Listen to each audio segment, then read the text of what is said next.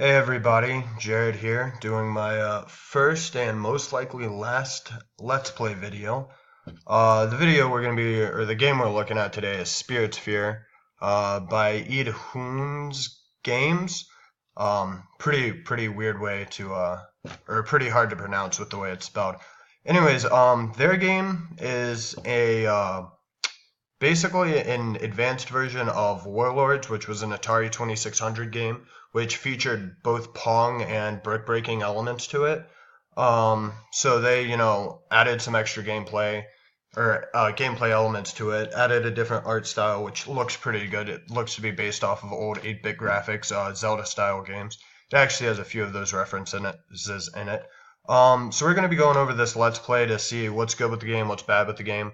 Also to see how some designers have made changes to this game for us to take into consideration with our game Safe Haven, which will also be based off of Warlords. So we're just going to jump into single player real quick. In single player, you just select your character. You got the three to choose from, and then some locked characters we haven't gotten around to yet. I go with Buster because dogs are cool. Normal, and we'll be playing against Buster, it appears, so some dog-eat-dog action right there. And you start out, Spiritsphere is in the middle, you got your little countdown, and then you move forward, you move around with your arrow keys, and then you can attack with Z to bounce the ball. The top Buster did a little dash there, you can do that with spacebar, lets you cover ground quickly, but less accurately. And you also have your C, which is your charged attack, which will give you a stronger one if you release at the same time.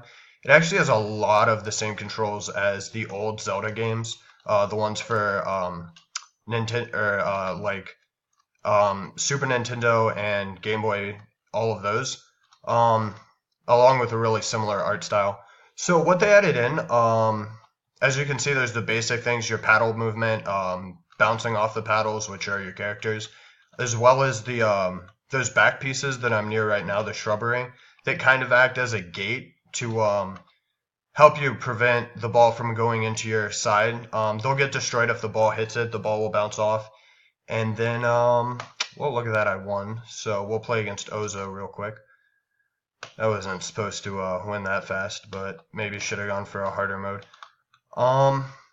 So this one doesn't actually feature those back bricks because they have different map setups, but this one does include it actually does include a little bit of shrubbery that you can control on the backside by stepping on it. It'll affect your opponent's backside to it.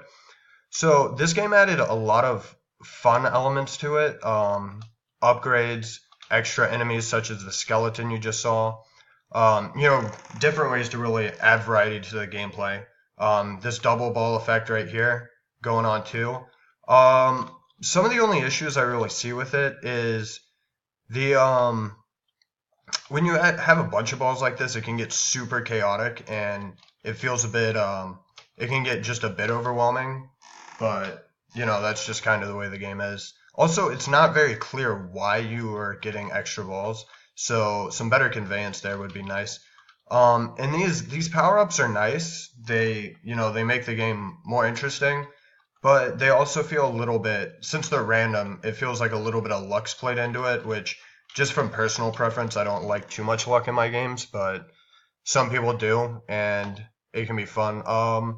Just lost to Ozo right there. So as you can see, we actually have a currency system to try and add a little bit of longevity to the games.